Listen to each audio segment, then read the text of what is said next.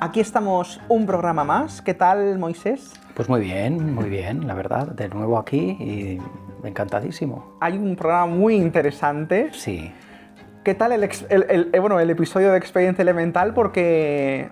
Mucho salseo, Sí. Hay mucha cosita. Vienen cositas. Si no lo habéis visto y lo habéis escuchado, ir a verlo porque no solo el caso es interesante, Desde luego. sino que al final pasa algo que, bueno, ahí lo dejamos. Sí, mejor que lo descubran ellos, ¿verdad? Sí, se vienen cositas. Sí, interesantes. Tendremos que dar la bienvenida, ¿no?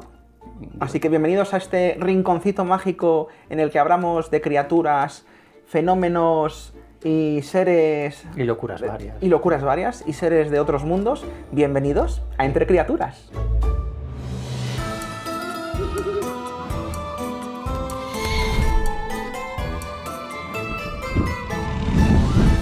Bueno, hoy tenemos un programa muy interesante porque vamos a hablar de sirenas y otros críptidos acuáticos, ¿no? Efectivamente. Empezando por sirenas, nos pasa como en el episodio anterior con los elfos, y es que el concepto sirena también tiene muchas acepciones. Sí.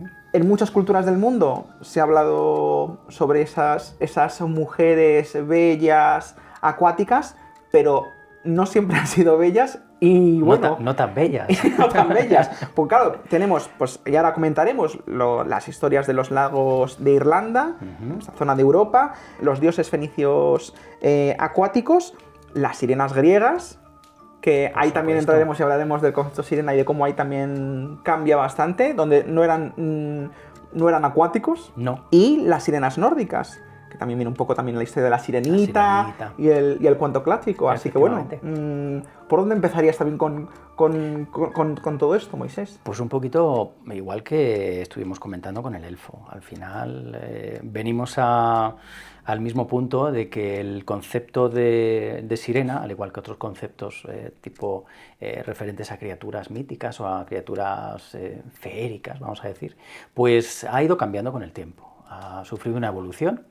Y partimos desde los tiempos más remotos, donde estas criaturas no eran tanto criaturas, digamos, individuales o criaturas tipo sociales, sino que se asociaban más a deidades. Y tenemos, por ejemplo, pues lo que comentabas de las deidades fenicias. Sí. Tenemos a Dagón, por ejemplo, tenemos a criaturas míticas, ¿no? Que parecían ser una especie de dadores de bienes o de, digamos, de prosperidad a los pueblos que se asentaban pues a las orillas de ríos, a las orillas de lagos especialmente, o incluso mares y también océanos, ¿no? Entonces era como una especie de dador de vida que aparecía desde las aguas y pues daba...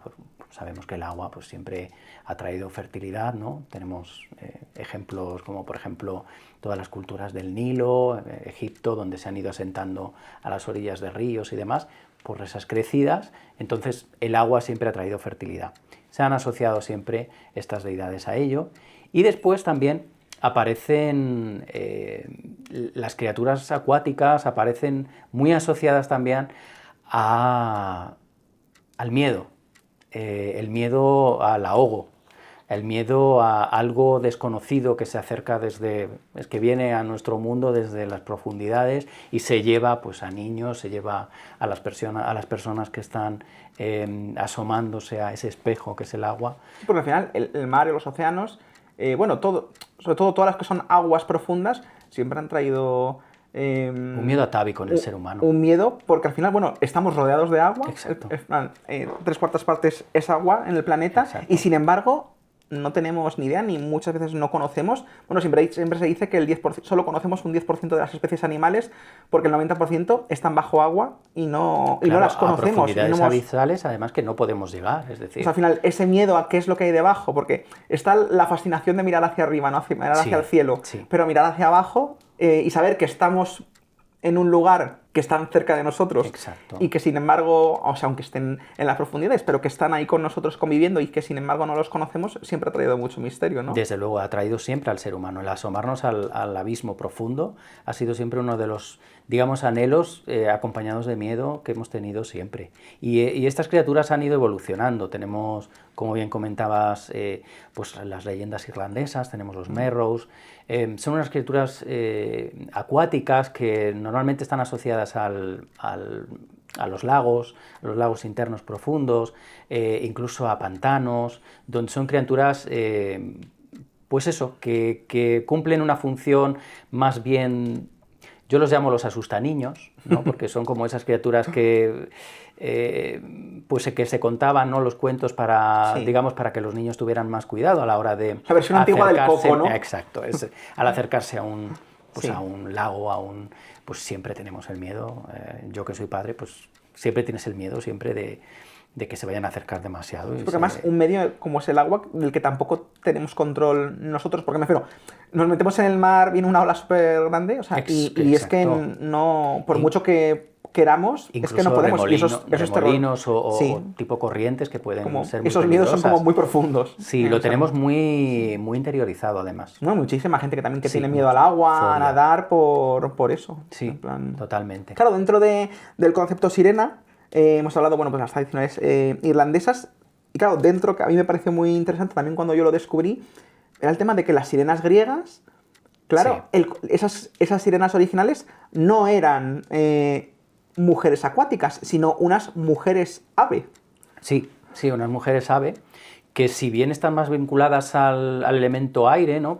Pareciera, sí que según las leyendas antiguas griegas, sobre todo correspondientes a la Odisea y que te gusta poco, y esto, me gusta poco, pues claro, son criaturas que realmente viven aisladas, digamos, en islas o en islotes en medio del océano, en medio del ignoto.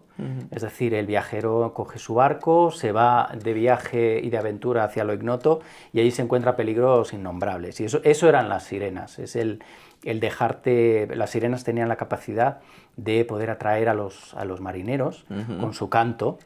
Eso luego está eso te iba a comentar. en lo que es la imagen actual de las sirenas, que con su canto atraía a los marineros, bueno, o en general. Exacto. A las personas en general, de ese canto de la sirena que te embauca y casi te provoca como un hechizo, sí, te provoca. Sí. Eso viene principalmente de esos mitos griegos. La cuestión es que después el tema sirenas, por ejemplo, con más o menos las mismas características en cuanto a ser hipnótico, ¿no? Ese ser que te atrae hacia un futuro, digamos, abismal, porque te van a arrastrar a los abismos.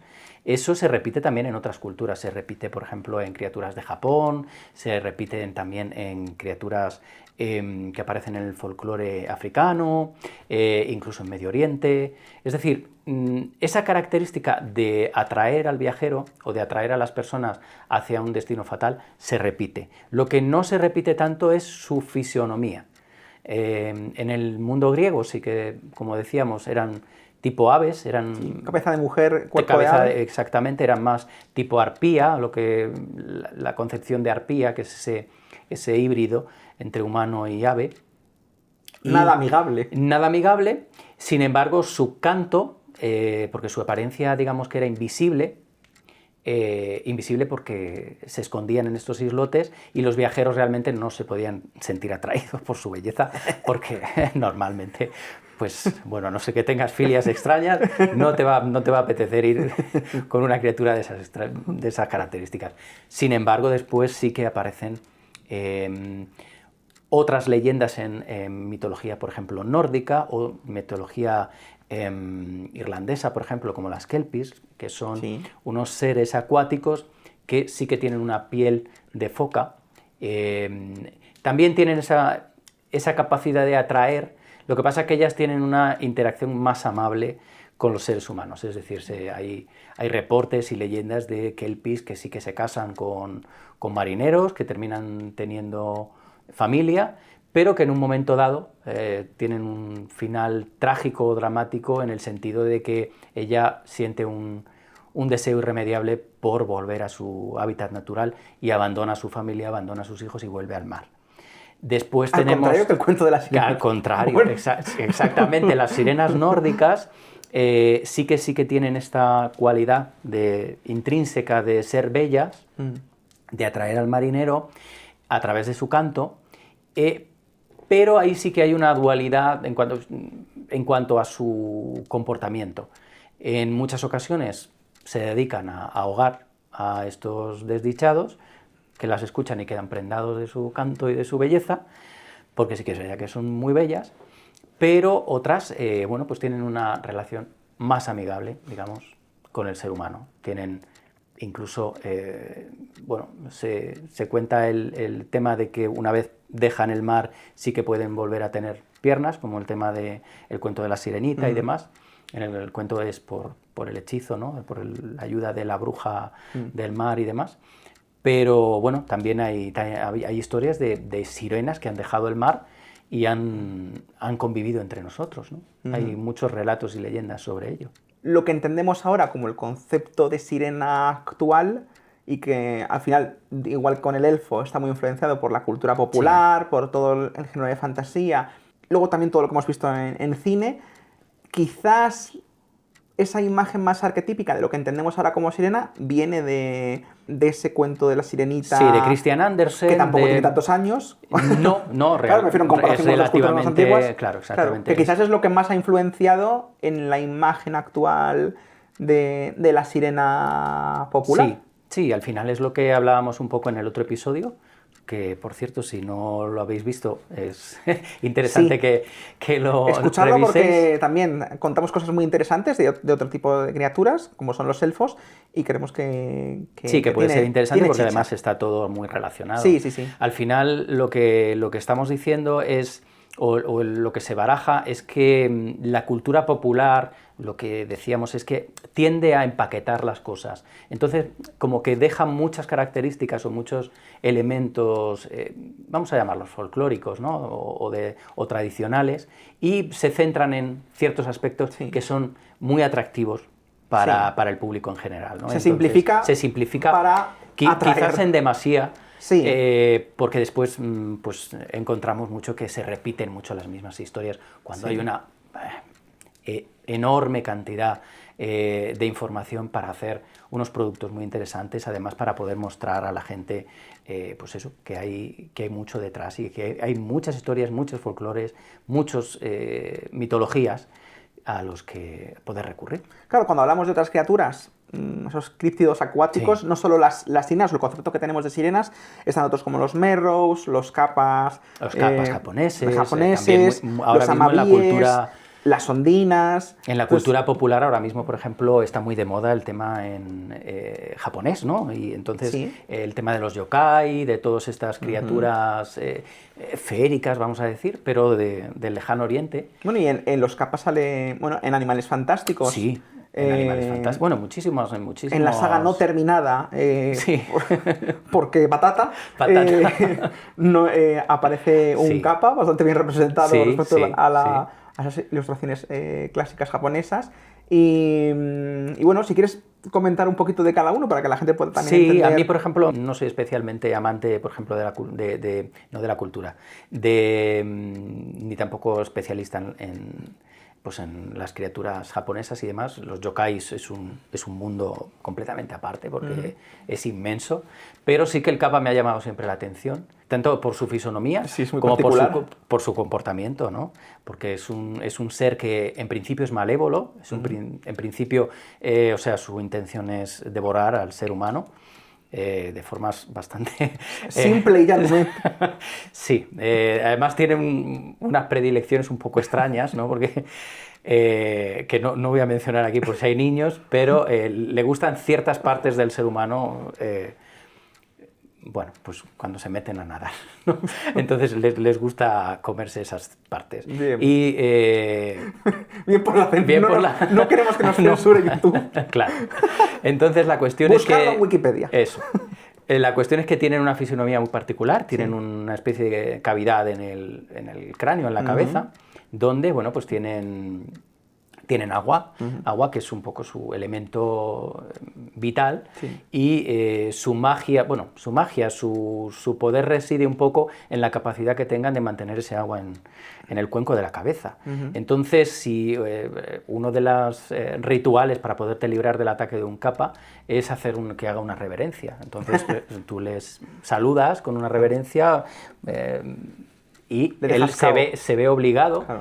Que es lo que hablábamos un poco en el otro episodio de esas reglas no escritas, por una razón tienen que cumplirlas, es una cosa curiosísima, pero tienen que cumplirla. Sí.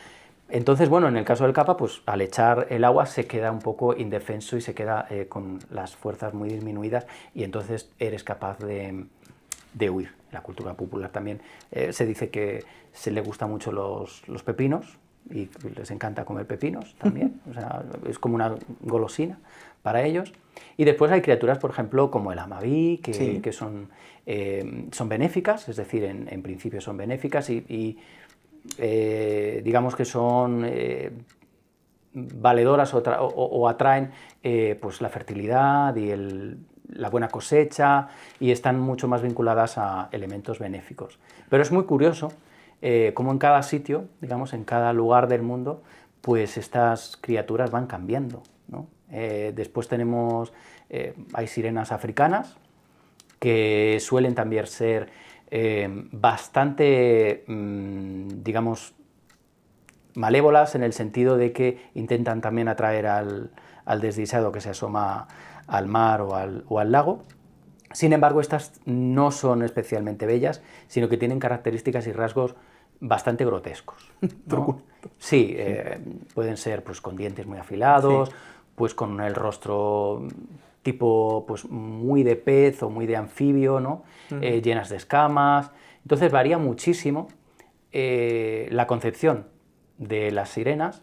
Tenemos también relatos de sirenas, por supuesto, en el Caribe, donde son muy digamos, de uso común, o sea que lo tienen allí muy internalizado, ¿no? Todos los relatos de piratería, bueno, de los relatos clásicos de pirata. El origen, o sea, bueno, las figuras de las sirenas vienen... También, y también, porque sí que es verdad que con la piratería, con todo, digamos, el colonialismo y demás, se exportaron muchísimas tradiciones, ¿no? Pero se mezclaron con las culturas y con las tradiciones propias del lugar. Existen, por supuesto, en Sudamérica muchísimos relatos, pues tanto en la Amazonía como en grandes lagos de Centroamérica, criaturas que están en los lagos, ¿no? Que hoy se llamarían críptidos, porque la palabra es un poco la que se utiliza, pero sí que están relacionadas a esa figura de la sirena, ¿no?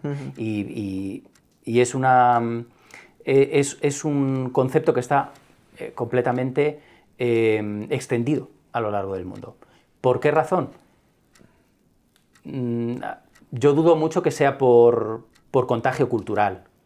Sí que puede haber trasvases, pero creo que si en una parte del mundo hay historias sobre este tipo de criaturas y en la otra parte del mundo hay historias sobre este tipo de criaturas y además se comparten características, algo debe haber.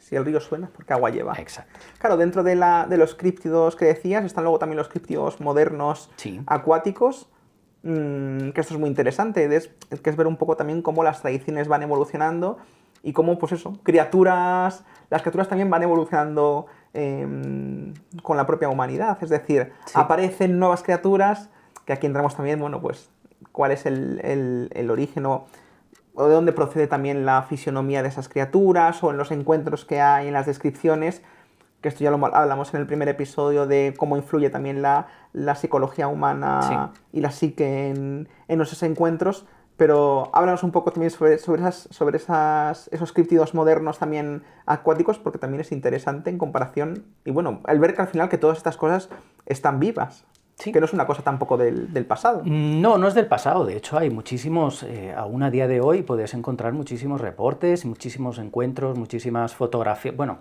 a ver, fotografías. Entre comillas. Entre comillas, claro. Ahora mismo con Internet no podemos saber muchas veces qué es lo real y qué es lo lo inventado, ¿no? O simplemente por buscar fama o buscar, pues eso, una reacción en Internet. Pero sí que es verdad que existen a lo largo y ancho del mundo historias sobre criaturas fantásticas, criaturas acuáticas o marinas, ya sean monstruos, tipo serpientes. Bueno, no tenemos más que retrotraernos al pasado, donde los marineros contaban las historias de grandes serpientes acuáticas que atacaban a los barcos, dragones que podrían surgir de las profundidades de un lago. Por ejemplo, tenemos a Nessie, el más famoso, sí, ¿no? el lago Ness. Del lago Ness, donde no podemos saber si realmente se trata de una criatura que existe. Todavía a día de hoy no se sabe. No se sabe. Sí que es verdad que es un lago bastante profundo, Sí. que hay bastantes cavidades en el lecho, que una criatura antediluviana, una criatura prehistórica pueda haber quedado allí, o una familia de ellas, y que han ido, digamos, pudiendo sobrevivir durante todo este tiempo. Pues no sabemos, realmente es que no podemos saber, porque cada año además se están descubriendo especies de las que no se tenía Es que al final, tipo de... lo que decía al principio, o sea, solo conocemos un 10% de las especies animales. Exacto. Entonces, es factible que pueda haber criaturas bajo el agua de las que no tenemos de las que ningún obviamente tipo de no tenemos conocimiento. ninguna idea. O sea, y a lo mejor no sabremos de ellos nunca. Nunca. Sí, exactamente, a no ser que haya un avance muy grande a la hora de investigar, ¿no? en los fondos abisales, donde podemos encontrar absolutas maravillas. Hasta hace no mucho se pensaba que el celacanto, por ejemplo, estaba completamente extinto desde tiempo de los dinosaurios, y el celacanto es un pez prehistórico que sigue vivo y está ahí.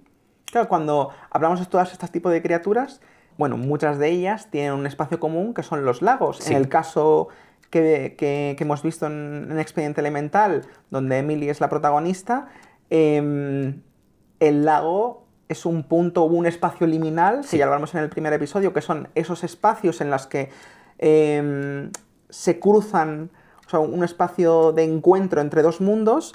Y es que la gente se pensará, o cuando hablamos de este tipo de criaturas acuáticas, se piensa muchas veces que es en mar abierto, pero lo que poca gente sabe es que la mayoría de los casos Sí. que hay suelen suceder en lagos, que son espacios Sí. acuáticos en interiores. Entonces, háblanos aquí un poco también sobre los lagos es como muy esos curioso, espacios. además, porque siempre pensamos, como bien has apuntado, siempre pensamos que este tipo de criaturas tienen que estar como en unos espacios gigantescos donde no hay forma de acceder, como puede ser un océano, ¿no? Pero la mayoría de casos efectivamente se dan en lagos, son espacios controlados, son espacios que sirven como una especie de, digamos, de puerta, ¿no? hacia otro mundo, porque además se suele relacionar también con la vida. Desde antes, desde siempre, la vida se ha ido siempre, como bien comentábamos antes, desarrollando en las orillas de estos espacios. Estos espacios al final son un elemento de vida y un elemento de muerte. Ha habido desde siempre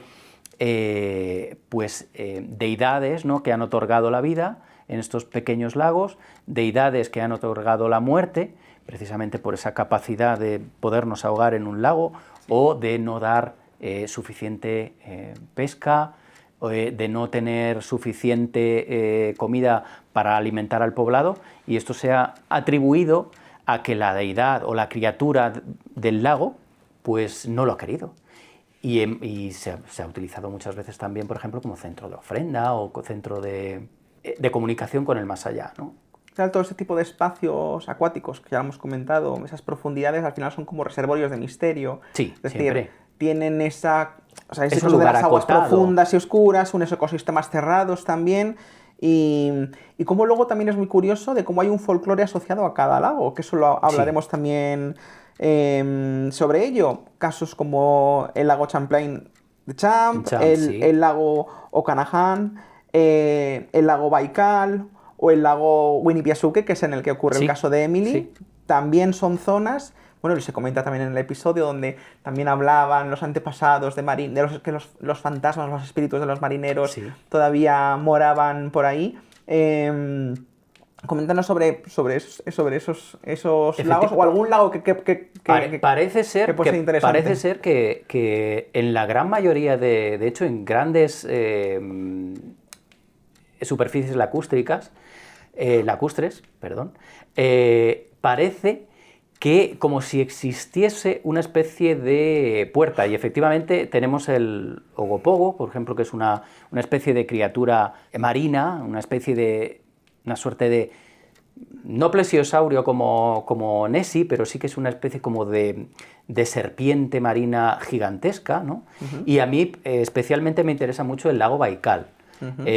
También ¿Por qué? Bueno, pues el lago Baikal tiene una historia muy larga, tanto de avistamientos como de encuentros con supuestos humanoides anfibios, ¿no?, que aparecen. Hay leyendas de ciudades. El lago Baikal, para ponerte un poco en contexto, es uno de los lagos más profundos y más grandes del mundo.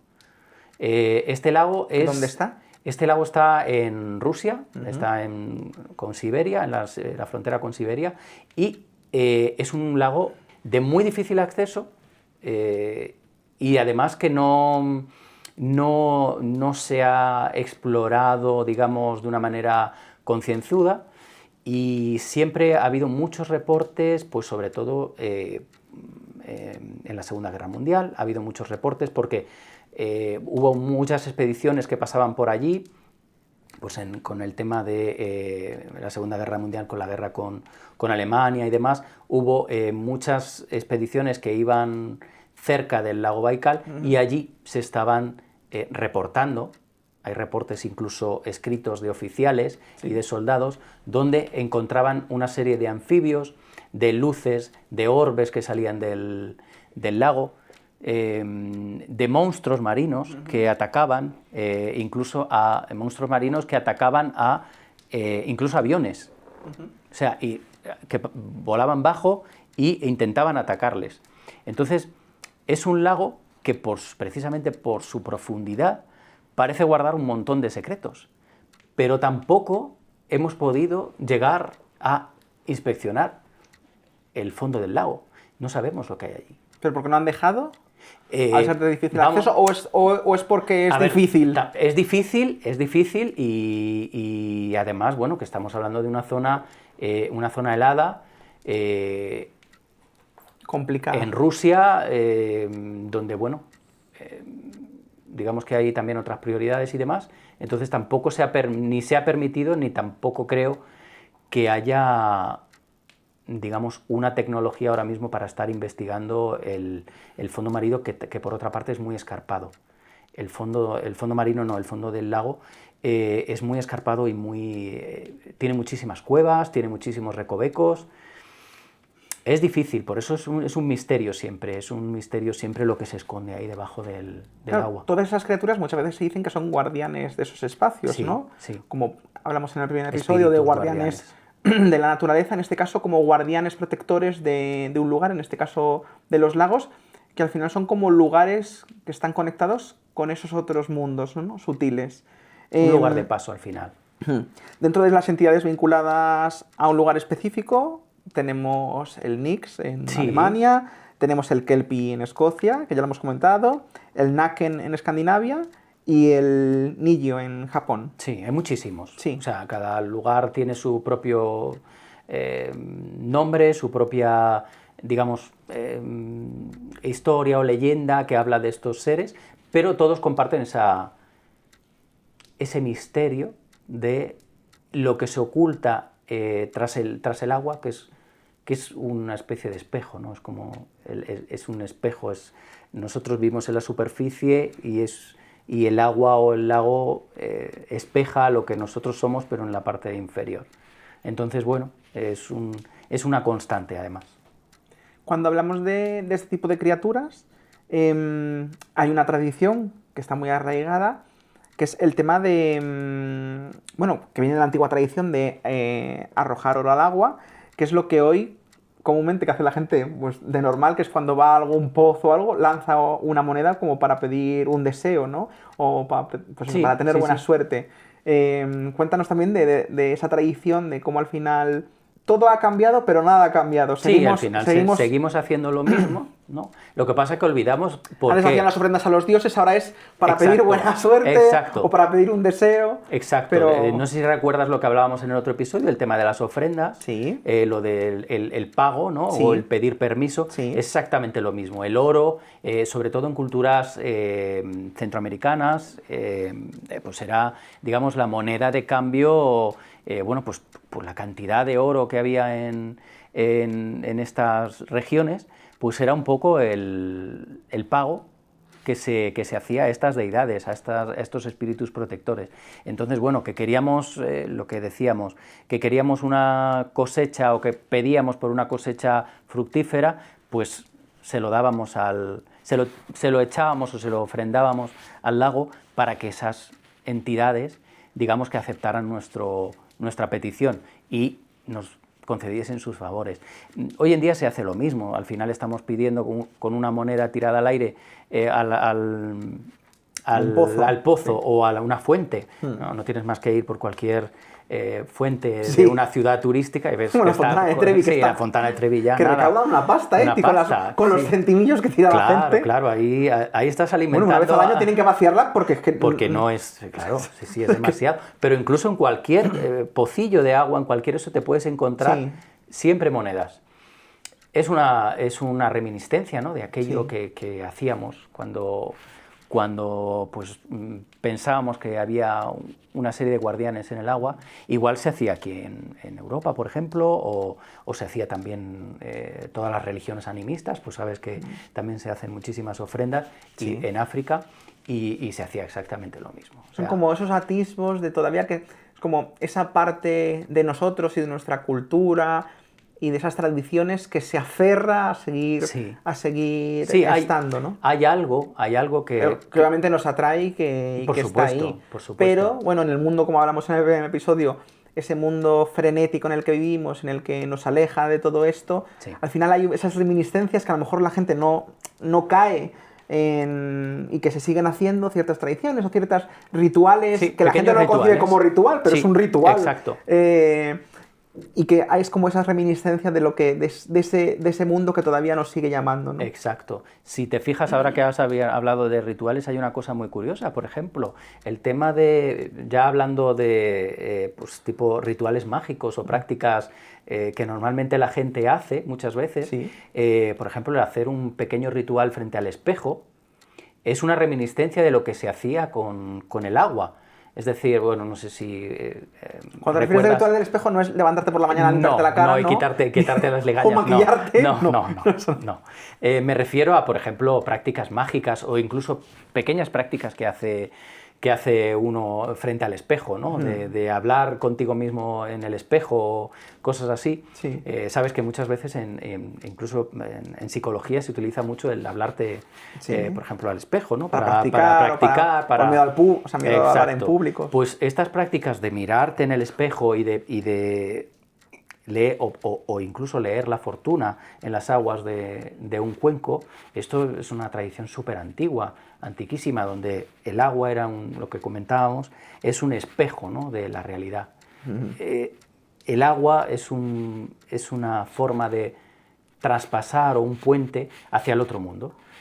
Podemos hacerlo a través de prácticas mágicas, podemos hacerlo a través de ofrendas, pero también podemos hacerlo a través del agua y conectar con ese otro mundo. Es una especie de barrera también. Y al final, cuando decías lo del espejo, me he acordado, claro, en la antigüedad no había espejos y donde se veía la gente era en el reflejo de las aguas. Claro, entonces, al no final, tenemos más que ver el espejo es una reminiscencia también de ese mundo acuático.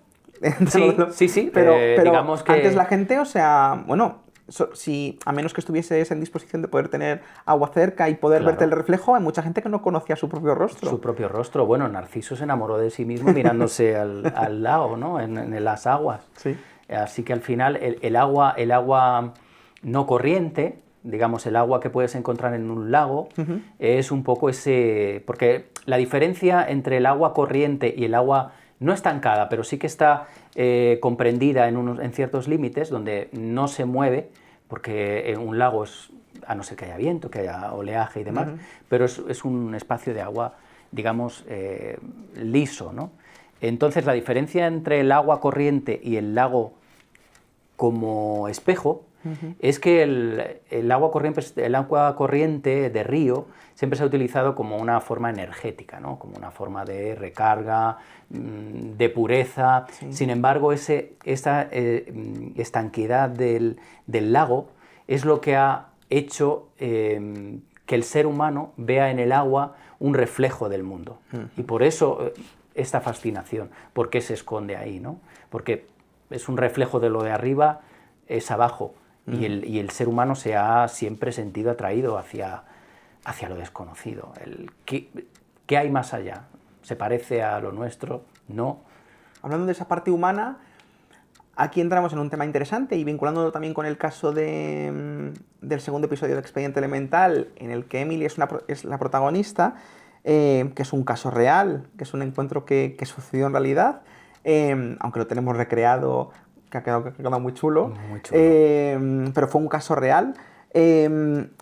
Aquí entramos como muchas veces, es para que se dé ese encuentro, ¿no? Que en este caso le sucedió con una especie de sirena, ¿no? Entendamos así, en un lago, es el tema de los estados de conciencia, y es como muchas veces esos encuentros suceden en momentos de vulnerabilidad emocional, ¿no? Sí. Porque Emily al final estaba sola, estaba triste, se sentía excluida, estaba cansada, y es como todo eso al final, no sabemos si por todas esas cosas, al final es como hablábamos en el primero, se dan una serie de circunstancias que hacen que es como una receta, ¿no? Todos esos ingredientes acaben provocando que ese encuentro ocurra. Y es que no es el único encuentro, el único caso que conozcamos que ocurre cuando el testigo pues está en un estado similar, ¿no? Que está pues en un aislamiento, que está en un estado de introspección, que está cansado, sí, o que está en un estado meditativo de contemplación. Sí, ¿no? incluso de peligro, es decir, cuando una persona, hay muchos relatos de marineros que se encuentran, digamos, perdidos, varados, y es en este momento cuando hay una ayuda del otro mundo, ¿no? Claro, una especie de tirón emocional cuando aparece un estrés, y de ese estrés surge una oportunidad, es decir, hay un encuentro y a partir de ahí pues ha habido también muchos relatos de marineros que han explicado como cuando ya se sentían perdidos, resulta que han visto una criatura que se les ha aparecido y que les ha guiado de alguna manera hacia su destino, sí, o a poder encontrar otro barco. Es decir, no siempre todas las historias son macabras o son, digamos, de peligro o de malignidad, ¿no? O un simple encuentro sin más, que sin muchas más. veces sí es como que por supuesto, en una situación de, que esto ya lo hablaremos más adelante en todos los programas, de cómo en una situación de necesidad sí, hay una ayuda inesperada, sí, por parte de ese otro mundo en el que presta una mano amiga para ayudarte a salir de una situación que a lo mejor por ti mismo no ibas a salir de ahí. Es como que sí, desde que te puedas, bueno, literalmente que te salve la vida o que te haga evitar un daño mayor, ¿no? Exacto, sí. Claro, cuando hablamos de todos estos estados emocionales, ¿no? Que al final es como, podemos relacionarlos también como que ese tipo de estados emocionales hacen que alteran también nuestro estado de conciencia y eso nos permite poder tener una predisposición a poder tener un encuentro así. Porque, claro, yo puedo entender, por ejemplo, una situación, ¿no? Que si estás meditando en un estado meditativo, de introspección y demás, que es como un estado agradable, en un estado de que estés en riesgo, sí, o un estado que estés, pues eso, que estés cansado, que estés agotado, que no tengas ganas de nada, o que estés triste. Qué curioso. La tristeza también es un gran detonante, ¿eh? Como estados de ánimo tan distintos, o sea, que no muchas veces, pues eso, que hay esa creencia de no, para poder tú tener un encuentro y tal, tienes que estar en un estado de relajación, de calma y de tal, y resulta que vemos que no es así. O sea, en muchísimos encuentros, pues eso, pues estás en una emoción nada agradable como puede ser estar triste, o una situación de peligro y de estrés que tampoco es nada agradable. Claro, eso es muy interesante. Al final, lo interesante de esto es que parece que el fenómeno no se da tanto cuando se fuerza, sino cuando surge naturalmente. Surge naturalmente por una serie de circunstancias que, como bien has apuntado, pueden ser propiciadoras, como pueden ser el estado emocional, el lugar en el que te encuentres, incluso la predisposición psíquica, ¿no?, de la persona, pues la apertura hacia este tipo de temas, o la apertura en general a estar más dispuesto a pues, experimentar, ¿no? Entonces eso puede ser un disparador para que se den este tipo de encuentros o de circunstancias, y no tanto que se fuercen. Entonces, esto es una característica que se repite muchísimo en muchos tipos de casos, es decir, el encuentro se da en una circunstancia inesperada y, como ya bien dijimos el otro día, parece preparado para ti. Es decir, que en el caso que nos ocupa, un teatro que ¿qué necesidad tiene esa ti? Criatura, si realmente se está escondiendo, si es una criatura, vamos a decir, un animal, o que tenga un comportamiento animal? ¿Qué necesidad tiene de asomarse y quedarse mirando a una niña? Sí, eso es interesante. Y luego que luego vuelve, porque parece que se Exacto. va, pero luego vuelve para poder, o sea, para mirarla, y hay como una pequeña interacción que, aunque no... O sea, o sea, cuando hablan de ese pestañeo que hace como respuesta a la niña, claro, es en plan, ¿por qué? Se está formando una conexión ahí, ¿no? Está habiendo una conexión también psíquica entre los dos. Es fascinante porque la casuística, ¿no?, es muy variada, y te encuentras con que, pues en este caso, la niña, de una manera completamente natural, en un espacio natural, ha tenido un encuentro inesperado con una criatura que parece ser que estaba ahí en ese momento porque tenía que estarlo, porque además sirvió, digamos, como de... aunque a la escala de la niña, porque para ella fue un momento un poquito estresante el tema de que la dejaran sola, que tuvo que ir haciendo esfuerzo, intentando remar para poder unirse a sus compañeros. Pues en ese momento le sirvió como un apoyo, ¿no?, un apoyo emocional, el ver a esta criatura, que después ya veremos porque tampoco quería comentarlo. Claro, ahí está también muchas veces el miedo que tienen los testigos de no contar, para no tener ningún tipo de represalia, no solo por la burla, porque como una parte de ti que no entiende y que tiene miedo a que si lo cuenta también estás como aceptando que lo que te ha ocurrido es real, porque es lo que ha ocurrido, pero claro. Muchas veces está el shock de la no aceptación de lo que te ha ocurrido, a luego ese miedo al ridículo, porque al final todos estos temas son tabú, es en plan, y siempre decimos, a muchísima más gente de la que la gente se piensa, le suceden este tipo de cosas, y que hoy en día siguen ocurriendo, y que muchas veces nos enteramos de esto, pues eso, mucho tiempo después, como el testimonio de esta niña. Y también muchas veces de manera clandestina, es decir, bueno, el testigo te lo cuenta en petit comité sin querer que sus datos trasciendan. También puede ocurrir lo contrario, que después de un encuentro, pues el testigo tenga una apertura y a lo mejor pues hasta ese momento nunca se lo había planteado, y a partir del momento del encuentro empieza a cuestionarse cosas. Todos estos mundos es en plan... Exacto, si existe de esas otras realidades, exacto. Que no existirá también. De que la vida no es solo lo que vemos con los ojos, que la vida no es solo lo que, pues eso, del día a día que tenemos, y de este modo frenético de vivir que tenemos en este sistema, y que hay magia más allá de... Hay mucha chicha, sí. que nos perdemos. Claro, cuando estamos hablando de encuentros, hay, dos encuentros, uno del pasado y uno más reciente, que creemos que son interesantes de comentar. Uno es el de que Colón vio sirenas en su viaje a las Indias, ¿no?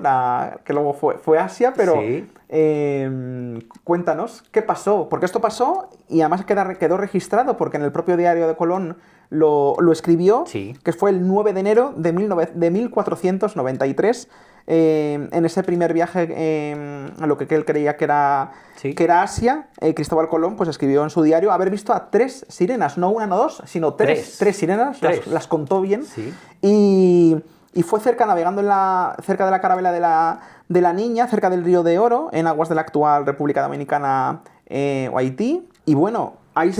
Quedó registrado.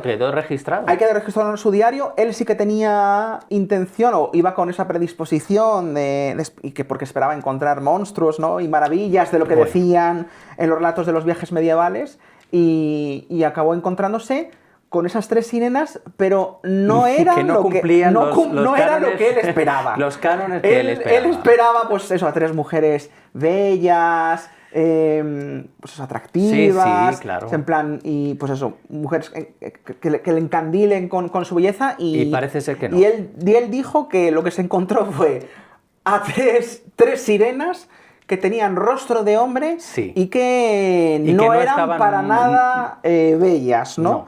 Decían, no eran tan hermosas como pensaba y tenían ciertos rasgos masculinos. Claro, aquí luego se ha hecho muchas suposiciones porque lo único que queda en su diario fue que vio esas 3 sirenas y esa descripción que hace, no se ha vuelto a saber nada, ni él mencionó nada más. Luego hay, como siempre, que a posteriori todos podemos comentar, sin haber estado podemos comentar sobre todo, pero claro, hay muchos que decían que si lo que habían visto habían sido unos manatíes, ¿no? Sí. Que son comunes en la zona del Caribe. Bueno, es una... es una posibilidad, quiero decir, una posibilidad. Por supuesto, y no podemos También negar. te digo, un rostro de un manatí no tiene mucha cara de señor, ¿sabes? Pero... Claro, hay que entender también que si... Tampoco no sabemos en la época cómo eran los señores. ¿Cómo eran los señores? Sabemos los que tenían dinerino o que eran guapos sí que quedaban retratados, pero los otros los horrorosos no. Eso no queda. No, eso sí es puede haber cierto. alguno que estaba dando algún baño, no sabemos. 3 señores, dándose el baño. Pero bueno, hombre, sí que es cierto, lo que no podemos negar es que muchas veces se pueden producir malas interpretaciones, es decir, cuando nos encontramos con algo desconocido que no conocemos y lo que no tenemos una referencia cultural ni mental sobre ello, pues lógicamente puedes pensar, pues por ejemplo, tenemos los ejemplos de los bestiarios medievales donde pues ya has visto muchas veces pues, un rinoceronte te lo representaban como una especie de perro extraño. Esas ilustraciones... Esas ilustraciones una pues, fantasía. llevaban un poquito a equívoco, ¿no? Entonces, sí que es verdad que es cuando no hay un registro previo, una relación mental con algo que conoces, sí que puede llevar pues, a relacionarlo como lo más cercano que tú culturalmente puedas tener. En este caso, las historias de criaturas marinas, de sirenas, pues estaban a la orden del día. Que al final él también iba como muy predispuesto. Mira, por los relatos medievales, él sabía que si iba a viajar con su barco hacia el océano, es en plan, se iba a encontrar, porque lo habían dicho en esos relatos, y estaba esperando ese tipo de maravillas. Claro, que pudo haber visto a 3 manatíes y que lo interpretó y dijo, he tenido un encuentro extraordinario con 3 criaturas extraordinarias. Unos manatíes asomándose en el horizonte a cierta distancia, pues, bueno, pueden parecer seres humanoides que están... Además, tienen una forma muy particular de nadar, tienen una forma también de asomarse. Sí, puede ser. Lo curioso de eso es que quedó registrado. Y no hay demasiados registros a nivel diario personal, digamos, de personalidades conocidas o ilustres que reflejen una creencia o un encuentro, ¿no? de estas características. Por supuesto, ¿que hay malas interpretaciones? Sí, y no podemos negarlo. Y hay muchas cosas que se confunden y malas interpretaciones a nivel también registral que ahí están, ¿no? Y que después hemos descubierto que, pues mira, es que se refería a esto. Lo que te comentaba de los bestiarios es un ejemplo clarísimo. Pero no es tan loco pensar que de alguna manera pues hayan tenido algún tipo de encuentro real. Sí. ¿No?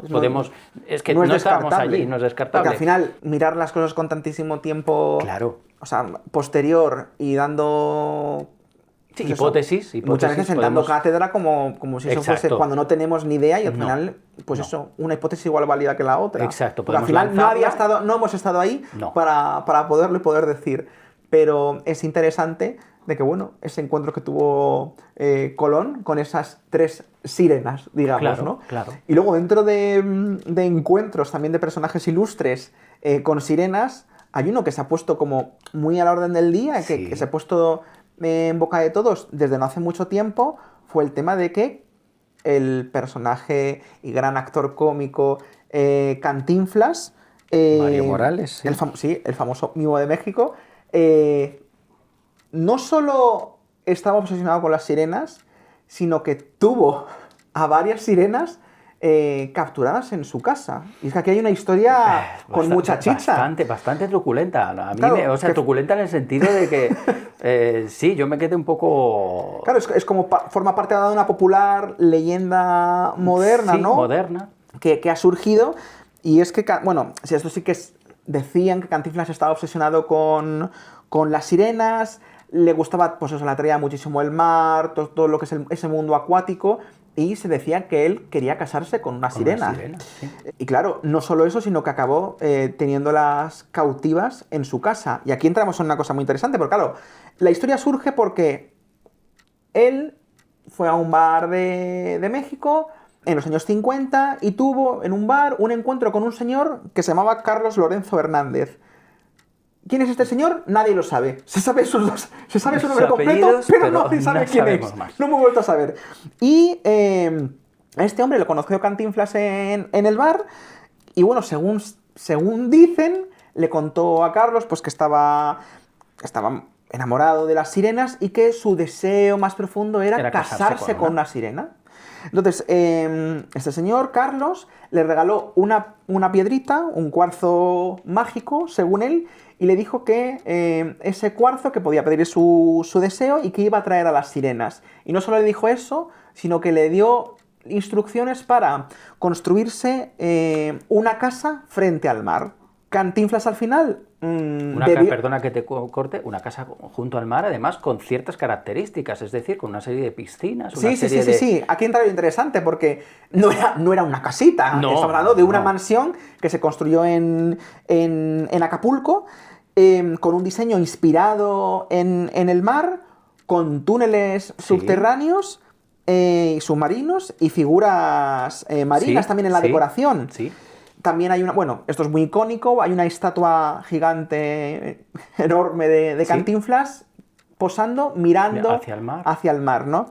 Un poco como se decía que estuvo colocado ahí, que colocó ahí la estatua para atraer... Como reclamo. Sí, para atraer a las sirenas, ¿no? Al final es muy interesante porque toda la casa era una especie de altar y un santuario para las sirenas, ¿no? Con todos esos símbolos, toda esa imaginería acuática en la decoración. Y al final decían que todo se construyó pensando en las sirenas, ¿no? Y aquí entramos en una cosa interesante, que dicen que en las albercas originales de la casa, que ahora son las cisternas que hay, se decía que había unas jaulas donde Cantinflas tenía sirenas capturadas. Cautivas. Exacto. Claro, a pesar de las muchas historias que ha habido, bueno... Te gustará saber que la casa, si no lo sabes, la casa fue abandonada, tras la muerte de Cantinflas, la casa fue abandonada. De hecho, está ahora mismo ahí en un estado... Sí, en un estado bastante deplorable, ruinoso. Hay gente que va ahí un poco para explorar. He estado viendo también imágenes de la zona de las cisternas.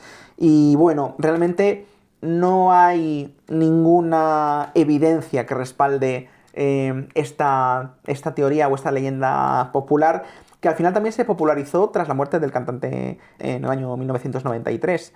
Que al final pasa mucho esto también no hay otra cosa mejor que mitificar además después de la muerte. Que mitificar y empezar a elucubrar y a contar historias una vez que una persona ha fallecido y ya no está en este mundo. Sí, porque yo desconozco realmente si hay algún tipo de escrito de su mano, algún tipo de documento, algún tipo de grabación como esta historia, propia. Pero a mí lo que me parece curioso de este caso, o de este encuentro, de esta historia, es que haya detalles como tan concretos como el nombre exacto Sí, sí. del señor al que le contó Cantinflas su deseo, pero luego no haya mucho más. Entonces, bueno, A mí lo que me llama mucho la atención es cómo, precisamente en una época tan tecnológica como la que estamos, ¿no? Que todavía haya este deseo de encontrar algo más. A mí me llama mucho la atención, que todavía el ser humano tenemos esa espinita clavada. pero porque Por al final... mucho que haya, no sé, porque después pues ya has visto que además Internet, digamos que es un campo de cultivo, ¿no? Ahora mismo, y Sí. además ahora con las inteligencias artificiales y demás, el tema de vídeos y demás ya uno no sabe, pero sí que ha sido un campo muy fértil, ¿no? El volver a estas historias del pasado, que bueno, se supone que estamos muy avanzados ya y que estamos en otras cosas, Sí. pero al final volvemos ¿no? a esas historias de niños, ¿no? Porque lo tenemos todo, pero en realidad no No, lo exactamente. tenemos, no tenemos todo. No, nos Tenemos, falta. quizás, pues eso, que esto lo hablamos en el primer episodio, tenemos toda esa parte de desarrollo tecnológico y de conocimiento, de racionalidad. Eso hemos llegado a un estado como Sí, a un humanidad, un punto que nos ha servido para cosas muy buenas, pero claro, la contraparte ha sido una completa desconexión con sí. toda esa otra parte nuestra que nos conecta con todos estos mundos, ¿no? Sí. Y que al final nos conecta con todos estos mundos que a su vez lo que hace es conectarnos con nosotros mismos. Con nosotros mismos. Que eso es una cosa que nos exactamente. olvida, es decir... Con la esencia al final. ¿Cuál es la finalidad de todos estos encuentros? Pues a lo mejor al final todo esto es simplemente para conectar con nosotros mismos, porque hablando también de los casos de todos estos críptidos acuáticos, está el tema de que nosotros somos principalmente, mayoritariamente, agua.